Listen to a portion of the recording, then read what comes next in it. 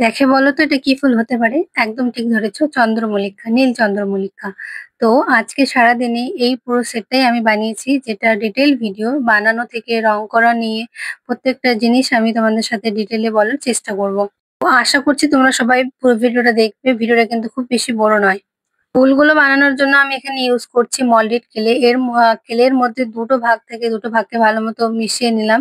মিশিয়ে একটু থাকতে দিয়েছিলাম যাতে এটা একটু শক্ত হয়ে নেয়। তো প্রথমে একটা মোড়ের সাহায্যে আমি একটা লেয়ার বের করেছিলাম একটা ফুলের মতো, যেখানে একটু ব্রাশ দিয়ে আমি এই ফুলের শেপটা নিয়ে এসেছিলাম। তারপরে বাকি পাপড়িগুলো আমি হাত দিয়েই করেছি। একদম যে নিচে থাকবে সেগুলোর পাপড়িগুলো একটু তীক্ষ্ণ টাইপের হবে এবং দ্বিতীয় লেয়ারে যেটা থাকবে সেটা একটু গোল টাইপের হবে। তো এই পাপড়িগুলো টোটাল ১২টা করে ছিল।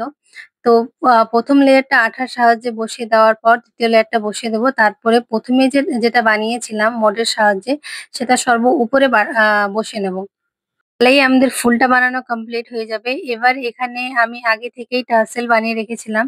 তো টার্সেলের মধ্যে যেভাবে আমাকে দেখানো হয়েছিল, মানে এটা একটা অর্ডারের কাজ ছিল, তো যে ছবিটা আমাকে রেফারেন্সে দেওয়া হয়েছিল সেভাবেই আমি এখানে কটন বলগুলো সাজিয়ে নিলাম। তারপরে ফুলের পেছনে একটু আঠা নিয়ে এই টার্সেলটাকে বসিয়ে দিয়েছি এবং তার উপর আবার একটু ক্লে দিয়ে ভালো মতো এটাকে সিকিউর করে নিয়েছি। এবার রং কলার পাড়া। একদম সবার নিচে যে পাপড়িগুলো ছিল সেটা একদমই ডার্ক ব্লু কালার করেছি। তার উপরের গুলোতে হালকা একটু হোয়াইট কালারটা এবং হালকা একটু জল মিশিয়ে একটু গাঢ়টাকে কম করেছি, মানে ব্লু এর মধ্যেই কিন্তু একটু হালকা, এবং তার উপরে যেটা আছে সেটাতে আরেকটু হোয়াইট কালারটা মিশিয়ে নিয়ে আরেকটু হালকা ব্লু কালারটাই করব।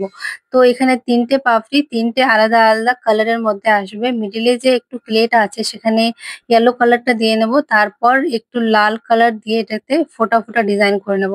তো সেম ভাবে আমি ইয়ারিং গুলোও করেছিলাম।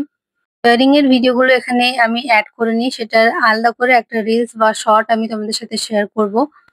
আজকের ভিডিওটা এতটাই। কার কেমন লাগলো জানিও। ফাইনাল লুকটা ভালো লাগলে বন্ধুদের সাথে শেয়ার করো। কেউ যদি আমাকে ফেসবুকে দেখছো তাহলে নিতে চাইলে স্ক্রিনশট নিয়ে আমাকে ইনবক্স করো।